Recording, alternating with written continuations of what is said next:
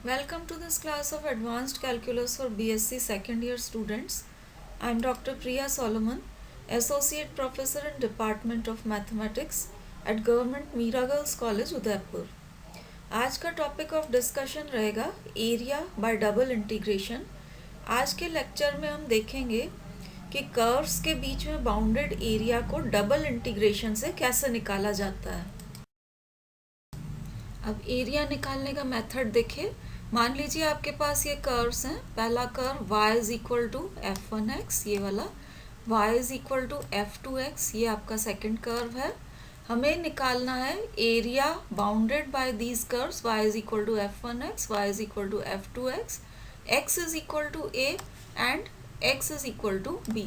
तो मान लीजिए ये लाइंस हो गई आपकी x is equal to a and ये लाइन हो गई x is equal to b। तो इनके बीच में जो ये एरिया बाउंडेड है ये वाला, ये हमें निकालना है।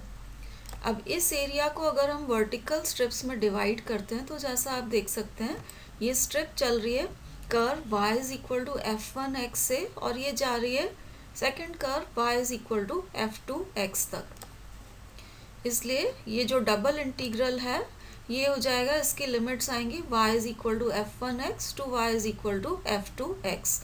ये y की लिमिट्स हुई, और पूरा एरिया कवर हो जाए उसके लिए इस टाइप की जो स्ट्रिप्स हैं वो चलेंगी आपकी x is equal to a से लेके x is equal to b तक। तो limits of integration for x will be from x is equal to a to x is equal to b। तो ये इंटीग्रल हम निकालेंगे तो आपको रिक्वायर्ड एरिया a मिल जाएगा। जैसा हमने change of order of integration में देखा था, आप इस एरिया को वर्टिकल स्ट्रिप्स में नहीं डिवाइड करके हॉरिजॉन्टल स्ट्रिप्स में भी डिवाइड कर सकते हैं। तो अगर एरिया को हॉरिजॉन्टल स्ट्रिप्स में डिवाइड किया जाता है तो ये जो कर्व है इसकी इक्वेशन को हम रिप्रेजेंट कर रहे हैं x is equal to x1y से, और सेकेंड कर्व की इक्वेशन को हम रिप्रेजेंट करेंगे x is equal to x2y से। तो ये जो हॉरिजॉन्टल स्ट्रिप हमने ली है ये चल रही है from x is equal to x1y, क्योंकि इस कर्व से स्टार्ट हो रही है, और ये जा रही है x is equal to x2y तक। तो limits of integration for x will be from x1y to x2y, और इस टाइप की हॉरिजॉन्टल स्ट्रिप्स ये y is equal to c से y is equal to d तक आप चलाएंगे तो आपका ये पूरा एरिया डिस्क्राइब होगा। इसलिए हम ऑर्डर ऑफ इंटीग्रेशन चेंज करके एरिया इस तरीके से डबल इंटीग्रेशन करके भी निकाल सकते हैं। अब हम एरिया इवैल्यूएट करने के कुछ क्वेश्चंस देखते हैं। तो ये पहला एग्जांपल है, हमको निकालना है area enclosed by the curves. पहला कर्व है y square is equal to x cube and दूसरा है y is equal to x. अब y is equal to x हम जानते हैं ये रिप्रेजेंट करता है straight line through the origin जो कि x एक्सिस के साथ 45 डिग्रीज का एंगल बनाए। तो ये लाइन है आपकी y is equal to x. अब दूसरा कर्व जो हमें दे रखा है y square is equal to x cube, इसका शेप कैसा होगा उसके लिए हम डिफरेंट पॉइंट्स लेके इसकी ट्रेसिंग करेंगे। तो ये x and corresponding values of y हम निकाल रहे हैं इस इक्वेशन को यूज करते हुए। Y square is equal to x cube है तो y will be equal to plus minus under root x cube. तो अब आप देखिए पॉजिटिव साइन लेके y इवैल्यूएट कर रहे हैं, x इज इक्वल टू 0 पे y इज इक्वल टू 0 है। तो ये पॉइंट पहला यहाँ पर आ जाएगा origin, x is equal to 0 पे y इज इक्वल टू 0। अब x इज इक्वल टू 1/2 लेंगे तो ये y की वैल्यू इस कर्व के लिए हो जाएगी 1/√8। तो अब आप देखिए x इज इक्वल टू 1/2 आप लेते हैं तो जो ये लाइन है y is equal to x, y is equal to x line पर तो x इज इक्वल टू 1/2 पे y भी 1/2 ही रहेगा, लेकिन इस कर्व पे y हो रहा है 1/√8 जो कि 1/2 से छोटी वैल्यू है। तो ये आपके x इज इक्वल टू 1/2 मान लीजिए पॉइंट यहाँ है, तो इस कर्व पे वैल्यू 1/√8 रह रही है जो कि 1/2 से छोटी है। तो कर्व लाइन के नीचे से होता हुआ गुजरेगा। फिर x इज इक्वल टू 1 जब हुआ तो y इज इक्वल टू 1। अब ये पॉइंट आप ये आ गया जो कि लाइन पे भी है और कर्व पर भी है, तो कर्व लाइन के नीचे से स्टार्ट होता हुआ जाएगा और फिर 1 1 पे लाइन को इंटरसेक्ट करेगा। फिर जब आप x इज इक्वल टू 2 ले लेते हैं तो y इज इक्वल टू √8 हो जाएगा, जो कि 2 से बड़ा है। तो अब इस पॉइंट को क्रॉस करने के बाद यहाँ वैल्यू इक्वल हुई, उसके बाद कर्व लाइन के ऊपर निकलता हुआ चला जाएगा। क्योंकि यहाँ पर वाई स्क्वायर इन्वॉल्व हो रहा था कर्व के इक्वेशन में, स्क्वायर रूट लेने पे वैल्यूज प्लस एंड माइनस आएंगी, तो कर्व की एक ब्रांच इस तरह से जाएगी और नेगेटिव वैल्यूज़ के लिए दूसरी ब्रांच आपको यहाँ इस तरह से नेगेटिव वैल्यूज़ के लिए मिलेगी। अब हमें point of intersection in curves का निकालना है। तो पॉइंट ऑफ इंटरसेक्शन दो आपको मिल रहे हैं जहाँ x और y की वैल्यूज़ बराबर हैं, एक तो ये पॉइंट और दूसरा ये पॉइंट। तो ये दोनों आपके कर्व और लाइन के पॉइंट्स ऑफ इंटरसेक्शन हैं। तो ये जो बीच वाला एरिया है इन पॉइंट्स ऑफ इंटरसेक्शन के बीच में, ये आपका एनक्लोज्ड एरिया हो गया जो हमें निकालना है डबल इंटीग्रेशन से। तो इस एरिया को इस तरीके से हम वर्टिकल स्ट्रिप्स में डिवाइड करेंगे। अब वर्टिकल स्ट्रिप देखिए अब स्टार्ट हो रही है अपने curve y square is equal to x cube से और ये जा रही है line y is equal to x तक। तो जो आप डबल इंटीग्रेशन करेंगे एनक्लोज्ड एरिया निकालने के लिए, y को हमें स्टार्ट करना है curve y square is equal to x cube से, दैट मीन्स y हो जाएगा x टू द पावर 3/2 और ये जाना है लाइन तक, तो लाइन पे y is equal to x. अब ये इस टाइप की जो स्ट्रिप्स हमने ली हैं ये चलेंगी फर्स्ट पॉइंट ऑफ इंटरसेक्शन से लेके सेकंड पॉइंट ऑफ इंटरसेक्शन तक। तो फर्स्ट पॉइंट ऑफ इंटरसेक्शन पे x इज इक्वल टू 0 है और सेकंड पॉइंट ऑफ इंटरसेक्शन पे x इज इक्वल टू 1 है। तो ये आपकी लिमिट्स ऑफ इंटीग्रेशन आ गई। अब ये इंटीग्रल करेंगे आप तो रिक्वायर्ड एरिया आ जाएगा। y की लिमिट में क्योंकि x इन्वॉल्व हो रहा है, पहले इंटीग्रेशन किया जाएगा विथ रेस्पेक्ट टू y। तो हम integration with respect to y करेंगे तो you get y between the limits x to the power 3/2 and x। अब आप लिमिट सब्सटीट्यूट करेंगे तो अपर लिमिट पे इसकी वैल्यू x हो गई और ये लोअर लिमिट पे इसकी value x to the power 3/2। अब ये x का फंक्शन हो गया है, इसको इंटीग्रेट करेंगे from x is equal to 0 to 1।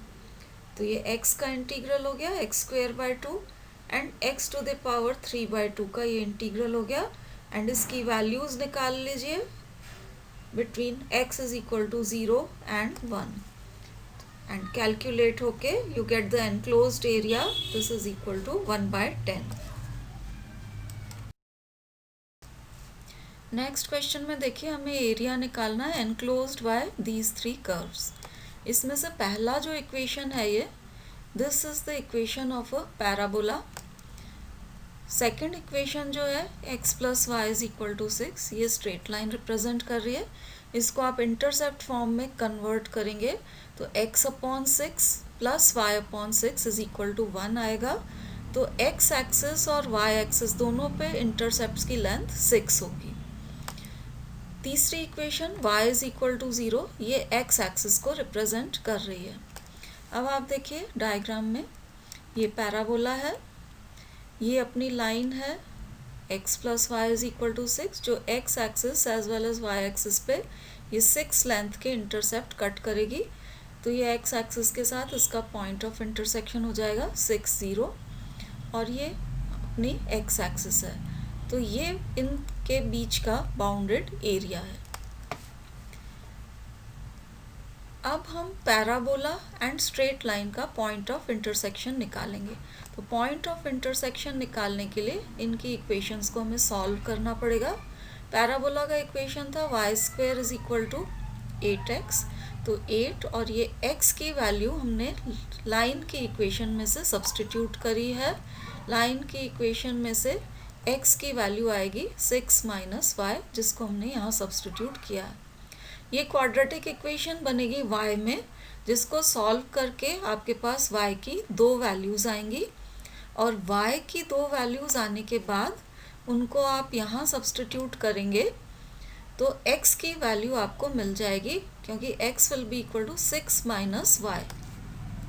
तो x is equal to 6 minus y करने पर x की दो वैल्यूज़ आपको मिल जाएंगी, x is equal to 2 and x is equal to 18। तो दो पॉइंट्स ऑफ इंटरसेक्शन हमें मिल रहे हैं, x is equal to 2 and y is equal to 4, ये पहला पॉइंट ऑफ इंटरसेक्शन, और दूसरा x is equal to 18 and y is equal to -12। क्योंकि हम कॉमन एरिया निकालने में इंटरेस्टेड हैं, तो एरिया हमें ये वाला निकालना है। इसके लिए पहला पॉइंट ऑफ इंटरसेक्शन ही काम में आएगा, that is x is equal to 2 and y is equal to 4। जो दूसरा पॉइंट ऑफ इंटरसेक्शन है, आप इस पैराबोला को एक्सटेंड करेंगे और इस लाइन को एक्सटेंड करेंगे, तो यहाँ कहीं पॉइंट ऑफ इंटरसेक्शन आएगा x is equal to 18 and y is equal to -12, जो कि हमारे कॉमन एरिया में इंक्लूडेड नहीं है। तो हम सिर्फ पहला जो पॉइंट ऑफ इंटरसेक्शन है उसी को कंसिडर करेंगे। अब देखिए, पॉइंट ऑफ इंटरसेक्शन पर अगर आप वर्टिकल लाइन खींचते हैं तो ये एरिया दो हिस्सों में डिवाइड हो जाता है। पहला हिस्सा ये वाला और दूसरा हिस्सा ये वाला। अब एरिया निकालने के लिए इसे हम वर्टिकल स्ट्रिप्स में इस तरह से अगर डिवाइड करें पूरे एरिया को, तो ये जो पहला हिस्सा है इसमें आप वर्टिकल स्ट्रिप्स लेंगे, तो vertical strip x axis that means y is equal to 0 से स्टार्ट होगी और पैराबोला तक जाएगी। पैराबोला पे y is equal to √8x है, तो y की लिमिट 0 से लेके √8x तक रहेगी। और इस टाइप की स्ट्रिप्स आपको लेनी पड़ेंगी ओरिजिन से लेके पॉइंट ऑफ इंटरसेक्शन तक। तो x चलेगा 0 से लेके 2 तक।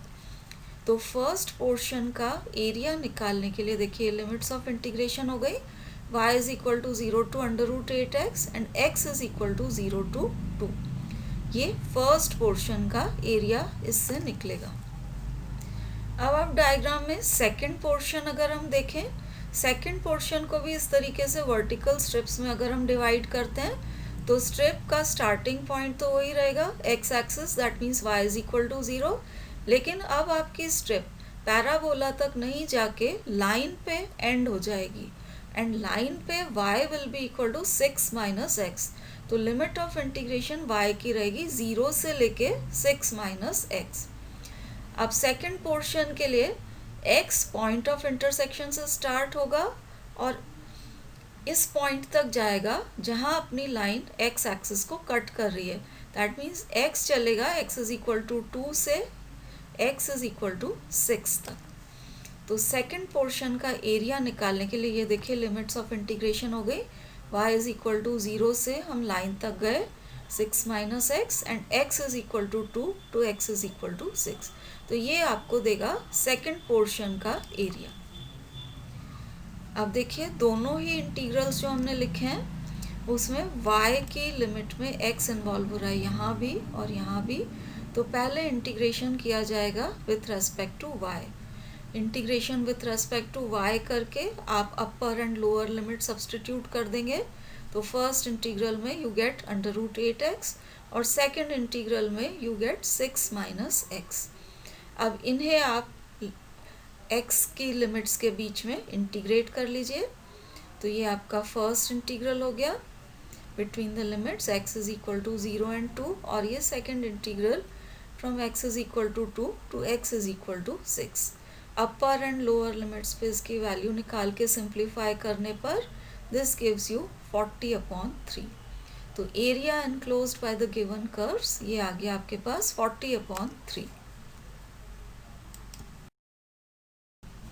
नेक्स्ट एग्जाम्पल में हमें निकालना है area enclosed by these two curves, y square is equal to 4ax and x square is equal to 4ay। ये दोनों पैराबोलास का इक्वेशन है। तो अब आप देखिए, पहला जो पैराबोला है y square is equal to 4ax, ये इस तरह से होगा, and x square is equal to 4ay, ये आपका सेकंड पैराबोला है। अब इसको सॉल्व करके हम इनके पॉइंट ऑफ इंटरसेक्शन निकालेंगे। तो दोनों इक्वेशंस को सॉल्व किया, ये y square is equal to 4ax जो इक्वेशन थी, इसमें ये y की वैल्यू हम सेकंड पैराबोला से सब्सटीट्यूट कर रहे हैं। तो y सब्सटीट्यूट किया, एक्स स्क्वायर अपॉन 4a। अब इसको सिंप्लीफाई करके सॉल्व किया तो ये आपकी इक्वेशन हो गई, और इससे आपके पास x is equal to 4a and y is equal to 4a, ये पॉइंट ऑफ इंटरसेक्शन आ जाएगा। So this is the point of intersection. तो ये हमारा पॉइंट ऑफ इंटरसेक्शन आ गया। अब एनक्लोज्ड एरिया ये बीच वाला है, इस एरिया को अगर आप इस तरह से वर्टिकल स्ट्रिप्स में डिवाइड करेंगे तो स्ट्रिप आपकी स्टार्ट होगी सेकंड पैराबोला से x square is equal to 4ay से, और ये जाएगी first parabola y square is equal to 4ax तक।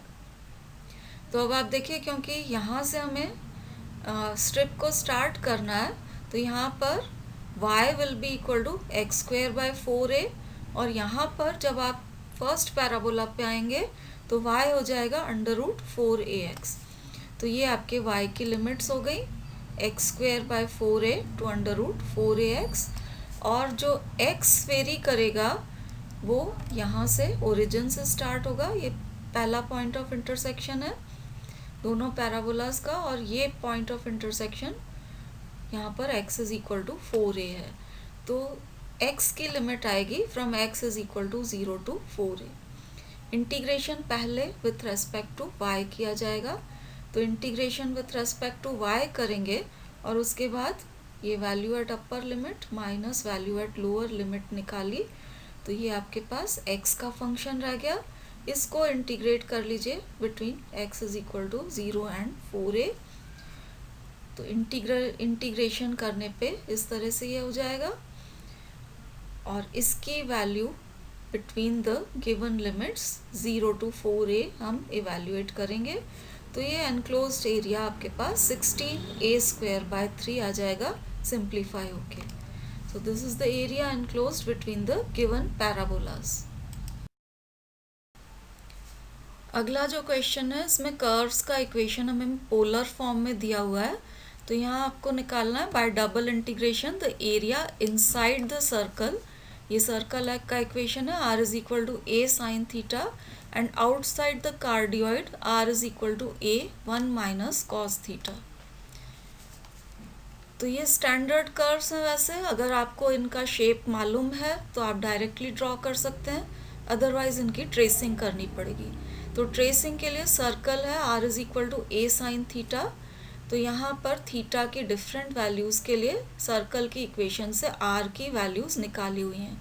तो थीटा की 4 वैल्यू 0, π/4, π/2 एंड पाई हमने ली है, और उसके कॉरस्पॉन्डिंग सर्कल की इक्वेशन से ये r की वैल्यूज़ इवेल्युएट की हैं। तो अब आप देखिए, सर्कल की ट्रेसिंग के लिए थीटा इज इक्वल टू 0 पे r इज इक्वल टू 0 है, तो सर्कल यहाँ से स्टार्ट होगा, थीटा इज इक्वल टू 0 पे r इज इक्वल टू 0, फिर थीटा इज इक्वल टू π/4, यहाँ आप आएंगे तो r हो गया a/√2, theta is equal to π/2, यहाँ आप आएंगे तो r is equal to a हो जाएगा, and theta is equal to pi पे ये वैल्यू घट के वापस 0 हो जाएगी।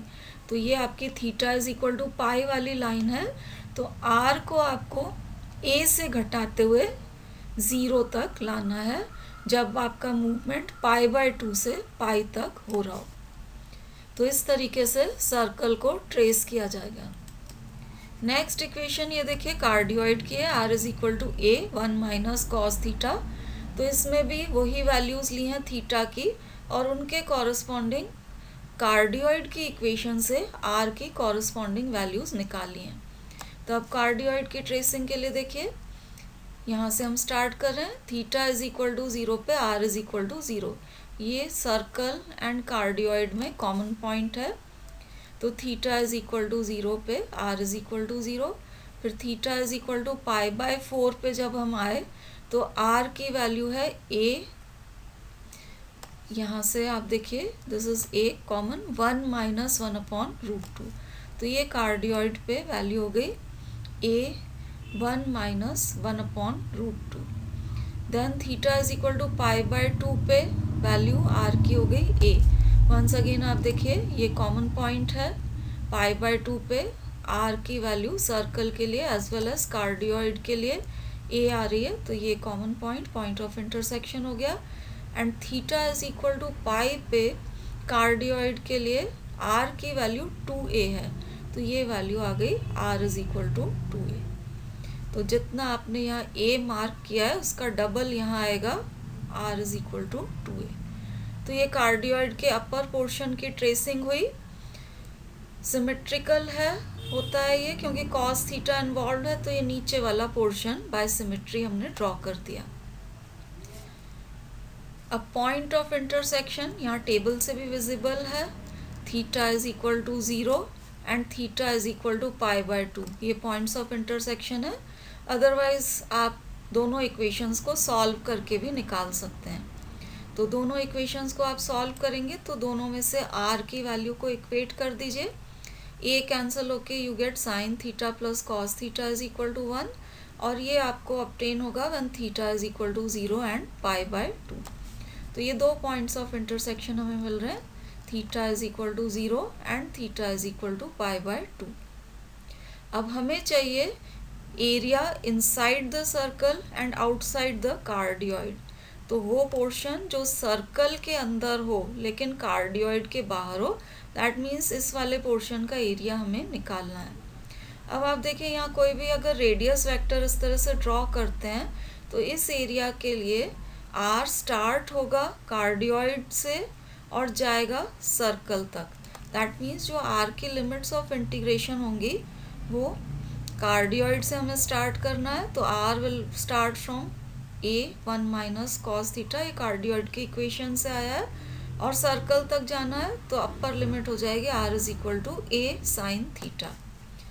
अब ये जो दो पॉइंट्स ऑफ इंटरसेक्शन आए थे theta is equal to 0 and π/2 पे, तो ये जो कॉमन पोर्शन आ रहा है आपके पास जो जिसका एरिया हमें निकालना है, that means area inside the circle and outside the cardioid, इसमें थीटा वेरी कर रहा है from 0 to π/2।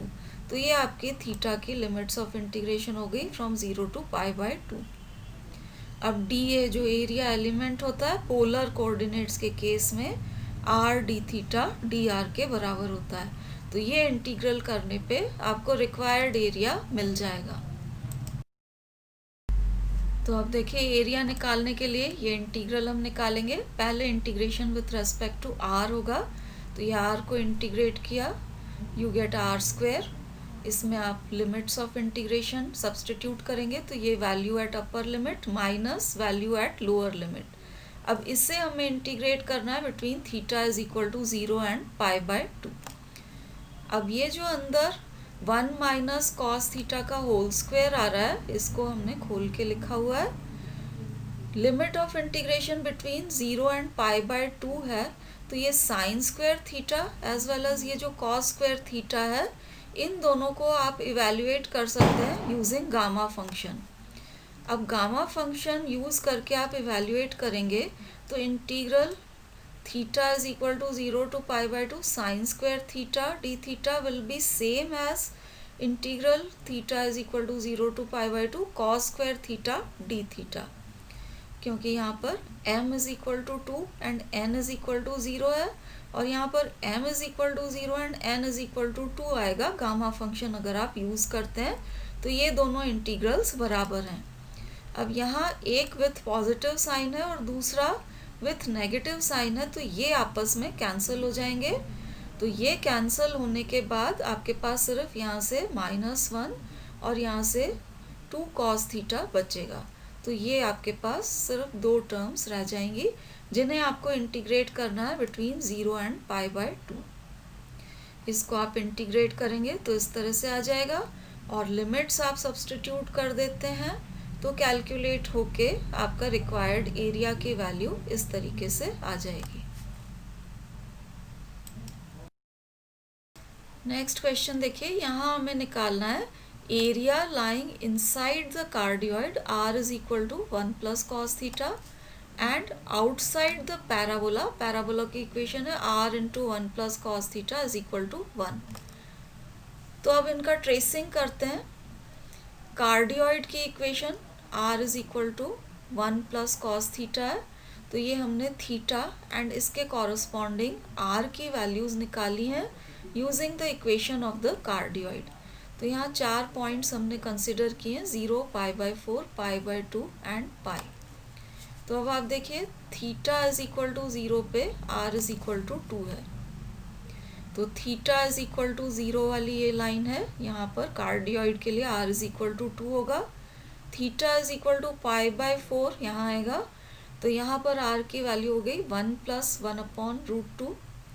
Theta is equal to pi by 2 पे आए तो ये वैल्यू घट के 1 हो गई, and theta is equal to pi, theta is equal to pi वाली लाइन ये है, यहाँ पर ये वैल्यू और घट के 0 हो रही है, तो ये आपको मिलेगा upper portion of the cardioid. यहाँ इक्वेशन में सिर्फ कॉस थीटा इन्वॉल्व हो रहा है, और हम जानते हैं कि cos of minus theta is the same as cos theta, तो ये जो नीचे वाला पोर्शन है कार्डियोइड का, इसे आप बाय सिमेट्री ड्रॉ कर सकते हैं।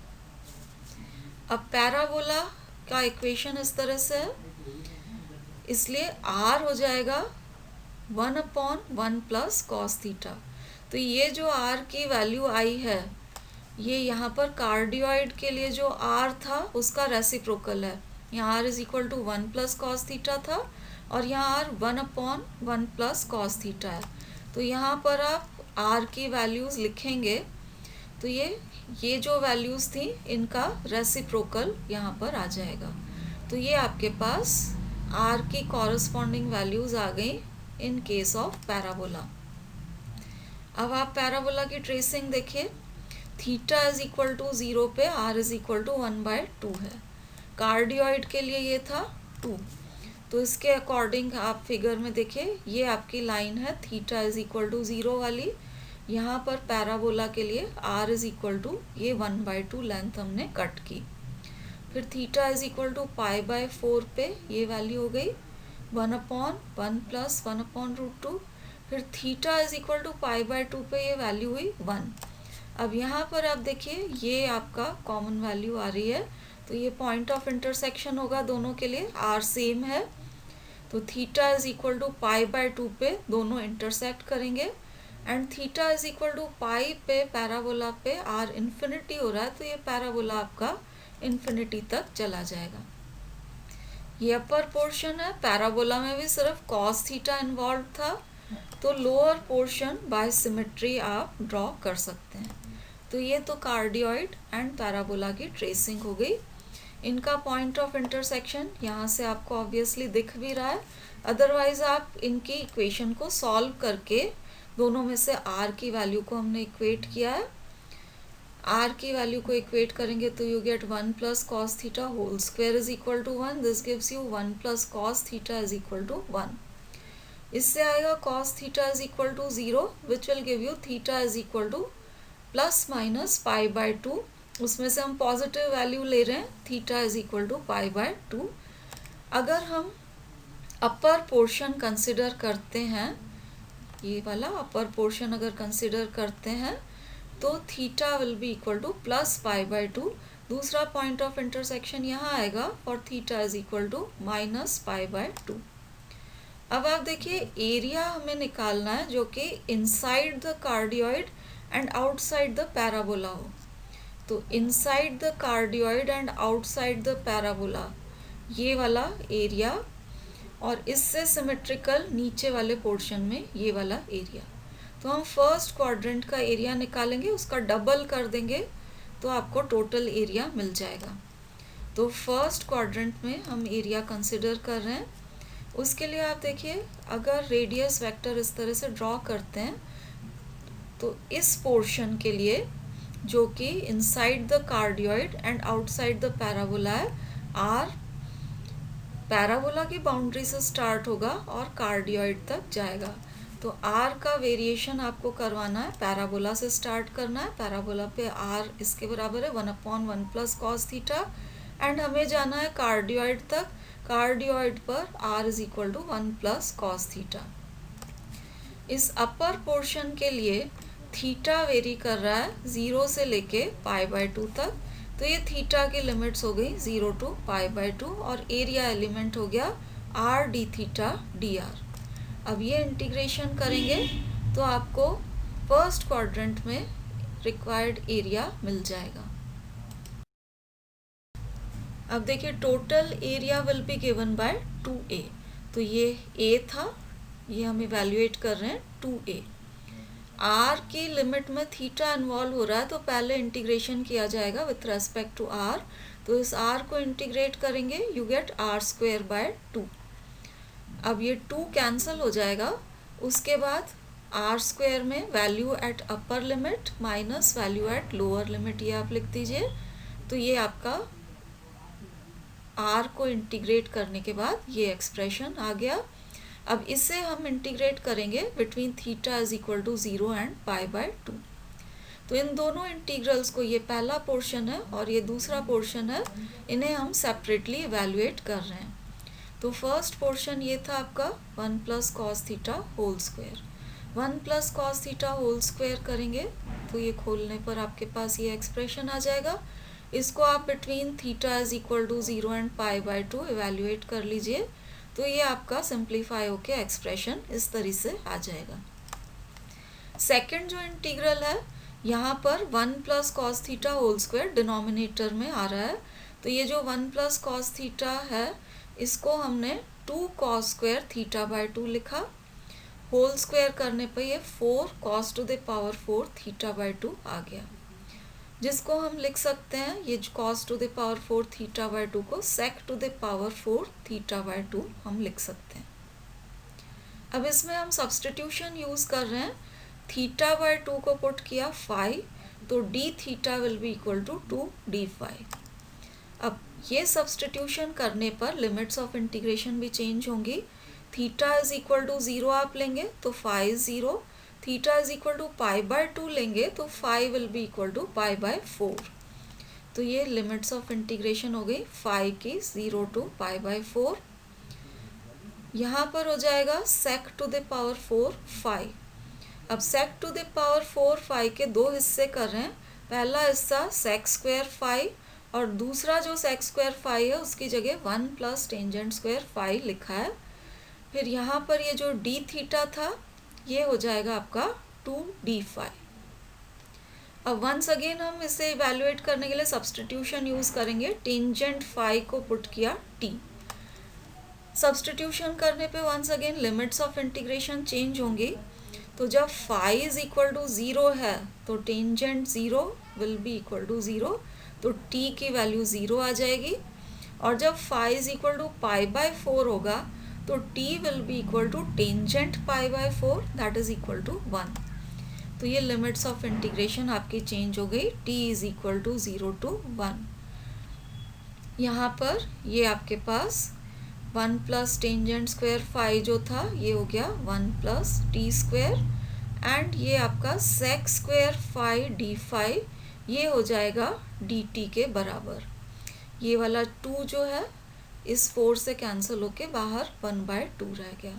अब 1 प्लस टी स्क्वायर को आप इंटीग्रेट कर दीजिए बिटवीन द गिवन लिमिट्स, तो यू गेट इसकी वैल्यू 2/3 आ रही है।